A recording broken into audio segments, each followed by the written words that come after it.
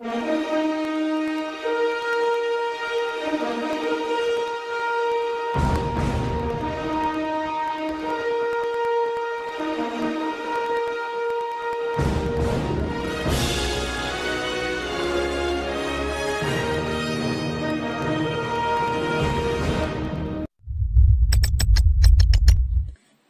everyone, before I am moving on, I must to say that this is not a teaching video about human geography. Yes, I will mention some relative concepts, but it's more about my own story and 3 places we are connected with. So, if you want to learn more knowledge, I would like to suggest you look for better resources. Now, let's start it. The theme of my story with 3 places is culture. According to the course material, culture is a shared set of meanings that are lived through the material and symbolic practices of everyday life, which includes languages, religions, food, and so on. So I narrow it down and choose food as a topic. The 3 places I will talk about are China, Japan, and Russia. There is a two-way relationship that means places can shape culture and also culture can shape places. Food could be one example of places shape culture. The first one is China. In northern China, the main foods are made by wheat since the climate in North China is very dry, such as noodles and steamed buns. In southern China, where is the place I lived until I went to university, the main foods are made by rice since there is plenty of rain. The diet taste is mainly spicy in 3 southwestern provinces, which are Yunnan, Guizhou, Sichuan, and also Chongqing municipality, because of heavy rainfall and the climate is wet and cold. So people are trying to keep themselves warm by adding pepper to their food.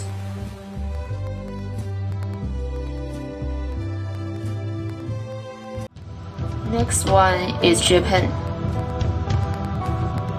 When I was 15 years old, I went to Japan with my parents for travel. Japanese planes are small and arrival length is limited, but they have rich fishing resources. This is why marine products are main food in Japan. Even breakfast is often served with salmon. They drip lemon juice on it to remove the fishy smell. Moreover, Japanese don't often cook their food with oil in order to enjoy the freshest food. These are some of the foods that I ate during my travel in Japan. Obviously, Japanese food is very light. Pepper is rarely used. Even hot pot doesn't use a lot of heavy spices. The last one is Russia.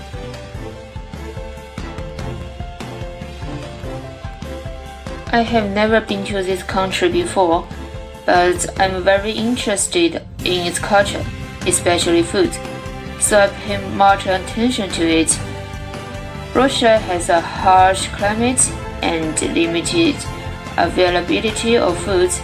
Potatoes, cheese, sausage, carrots, brown bread, milk, vodka, and caviar are the main ingredients.